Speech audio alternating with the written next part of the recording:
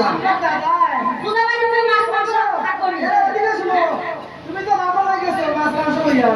আর দাদা শুনিয়া হইয়া এসব একটা লাগেছে আজকে তো খাই মজাই চলা দাদা দাদা খাইলে সামনে বাড়ি যাও হ্যাঁ দিন হইতো ভাই